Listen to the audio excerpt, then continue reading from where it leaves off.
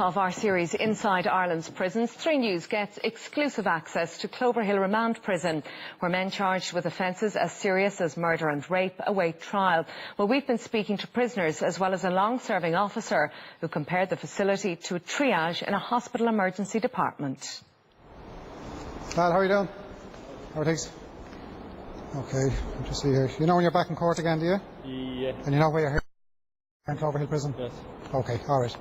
Okay, that's gone. Thanks, lads. This man has just appeared in the district court and has been remanded in custody to Cloverhill Prison in Dublin. He's about to enter jail for the first time.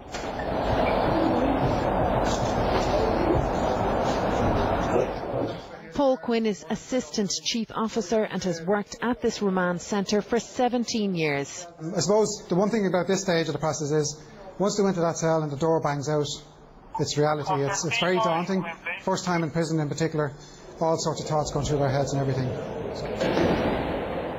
Cloverhill Prison is unique in a sense because it's almost exclusively a remand centre, which means there's a high turnover of prisoners being committed and released here every day. But the transient nature of this jail can be unsettling for both prisoners and staff. Cloverhill houses inmates who are awaiting trial in the Leinster region, and if convicted and sentenced, they are then transferred to another jail to serve out the term. Some of these are coming in with big charges. You know, it could be anything from murder to rape, sexual offences, anything ranging right across the board. I suppose you could compare it to a triage service out in the hospital and that. It's like they come in here broken with their drug addiction problems, mental health awareness problems. We deal with them, we engage with them. We more or less fix them and get them ready before they go to court. This prisoner is to be tried on quite a serious charge, and while on remand he's been working in the kitchen. He's a Red Cross volunteer and he's been taking part in the Samaritans prisoner listening scheme. You're in prison, you can do jail easy or hard. You can stay in behind your door and don't mix or don't do anything, or else you could get involved, get part of something, school, education, in work in the kitchen. And it makes prison that bit easier. This 20-year-old has served the majority of 2 years here. He's due for release and maintains his stint in jail has helped to ground him, and he's now drug-free. When I first came into jail, I was just very hyper in the wrong way, but getting out and coming back in, I just didn't want to be the same person. Just jail matured me and quieted me down. I just said to myself, this isn't what I want. I got too much of a taste of prison. It's a waiting game for these inmates who have to bide their time before the courts decide their fate.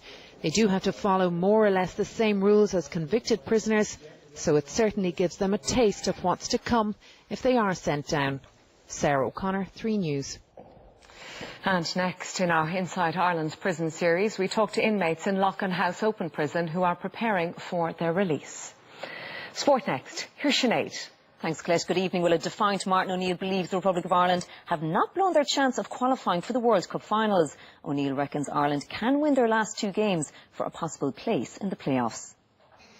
The road to Russia is looking like one the Republic of Ireland may not travel next year. Their qualifying bid took a huge hit with last night's 1-0 defeat to Serbia. It leaves Ireland third in Group D, 5 points behind the table topper Serbia and 1 point behind Wales. Martin O'Neill doesn't believe they messed up their hopes of qualifying. Absolutely not, no. We can win our last 2 games and we can still make it, no doubt. And after a performance like that tonight, I'm very confident that we can win both games. Those final 2 games are at home to Moldova and away to Wales next month. Wales beat Moldova 2-0 last night. Ireland will need to win in Cardiff to claim the runners-up spot. Before a ball was kicked, if you had said to me that you seriously had to win the last 2 games, one at home, one away in Cardiff to make the playoffs, I would definitely have taken it. It's that clinical finish. Unfortunately for my tenure here, I had a very an ageing Robbie Keane. I really do wish, now thinking about that the 27-year-old Robbie Keane would have been in his element tonight. Whatever about the past, the future is looking unconvincing for Ireland in this tournament. Now Tyrone's Justin McMahon has retired from inter-county football. McMahon won an All-Ireland with Tyrone as well as 5 Ulster medals.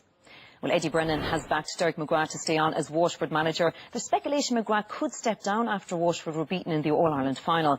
But Brennan, who will manage Kilkenny for their All-Ireland under-21 final on Saturday, believes McGrath remains the man for the job.